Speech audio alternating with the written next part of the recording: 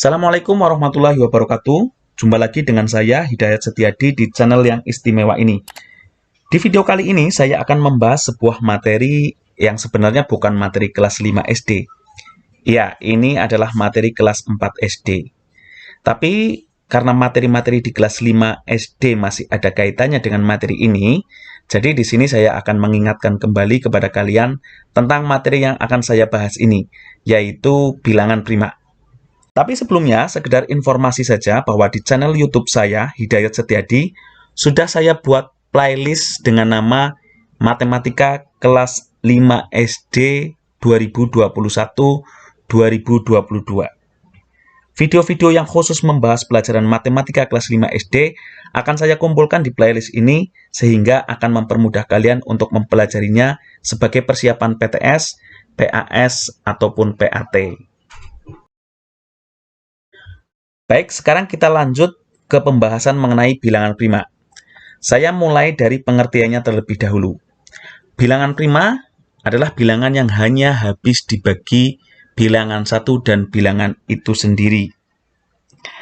Artinya, suatu bilangan bisa disebut bilangan prima kalau hanya habis dibagi oleh dua bilangan, yaitu bilangan satu dan bilangan itu sendiri. Atau pengertian yang kedua adalah bilangan prima adalah bilangan yang memiliki dua faktor. Apa itu faktor? Faktor itu bilangan pembagi atau bilangan yang membagi habis bilangan tersebut. Yaitu kembali lagi ke pengertian yang pertama, bilangan satu dan bilangan itu sendiri. Jadi, yang dikatakan sebagai bilangan prima yang memiliki dua faktor, yaitu bilangan satu dan bilangan itu sendiri. Baik, agar kalian lebih paham, saya akan mencontohkan bilangan 1 sampai 10. Itu bilangan mana saja yang termasuk bilangan prima. Saya mulai dari bilangan 1. Bilangan 1 ini coba kita tentukan bilangan berapa saja yang dapat membagi habis bilangan 1. Ya, 1 hanya dapat dibagi habis oleh bilangan itu sendiri, bilangan 1. Ya, 1 dibagi 1 kan hasilnya 1. Ya. Jadi bilangan 1 ini hanya memiliki satu faktor. Padahal sesuai dengan pengertian tadi bahwa bilangan prima itu bilangan yang memiliki dua faktor. Maka dengan demikian bilangan satu ini bukan bilangan prima. Paham ya?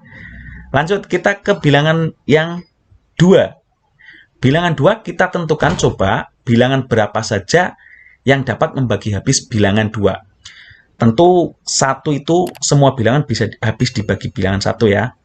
Maka 2 dibagi 1 itu hasilnya 2. Kemudian 2 bisa dibagi bilangan 2, bilangan itu sendiri. Bilangan 2 dapat dibagi habis oleh bilangan itu sendiri, yaitu bilangan 2. 2 bagi 2 kan 1. Artinya, bilangan 2 ini dapat dibagi habis oleh dua bilangan, yaitu bilangan 1 dan bilangan 2, atau bilangan itu sendiri. Jadi, bilangan 2 ini memiliki dua faktor, yaitu bilangan 1 dan bilangan 2. Karena memiliki dua faktor, maka bilangan 2 ini disebut sebagai bilangan prima. Lanjut ke bilangan yang ketiga. Coba kita tentukan bilangan berapa saja yang dapat membagi habis bilangan 3. 1 tentu ya, 3 bagi 1, 3. 2 tidak bisa ya, karena 3 bagi 2 itu nanti akan sisa. Yang bisa adalah 3 dibagi bilangan itu sendiri, 3. 3 dibagi 3 kan hasilnya 1. Artinya, bilangan 3 ini memiliki dua faktor, yaitu 1 dan 3. Bilangan 1 dan bilangan itu sendiri, 3. Maka, bilangan 3 juga disebut sebagai bilangan prima. Bilangan keempat. Ya, 4 itu kita cari pembaginya atau faktornya dari bilangan 4 yang dapat membagi habis bilangan 4. 1 tentu, 4 dibagi 1 itu hasilnya 4. 2 bisa ya, 4 dibagi 2 hasilnya 2. 3 tidak bisa, nanti sisa. 4 bisa, bilangan itu sendiri 4 bisa. 4 dibagi 4, 1. Nah, kita lihat ini ada 3 faktor.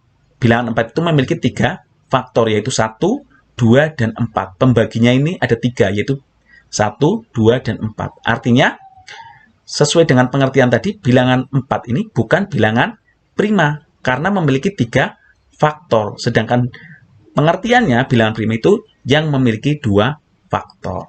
Ini bukan bilangan prima. Dan bilangan 5. Bilangan 5 itu bisa dibagi 1, dibagi 2 tidak bisa ya.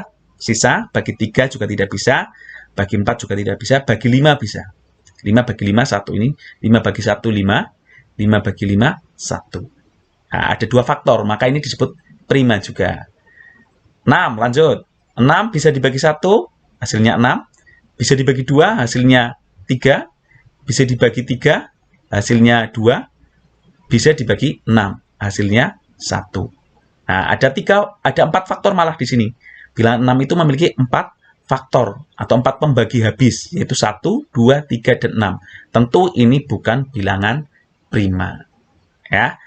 Dan ketujuh, 7 bisa dibagi 1, bagi 2 tidak bisa ya. Bagi 1 itu kan 7, bagi 2 tidak bisa, bagi 3 tidak bisa, nanti sisa.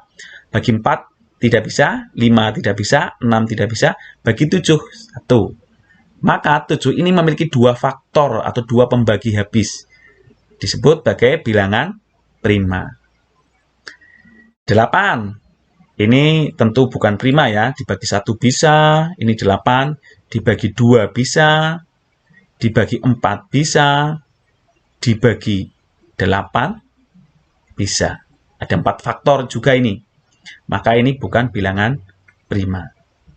9 tentu bukan prima karena 9 dibagi 1 bisa, 9 dibagi 3 bisa, ya, 3 hasilnya, 9 dibagi 9 bisa, hasilnya 1. Ya, ada 3 faktor. Prima itu 2 faktor. Ini juga bukan prima.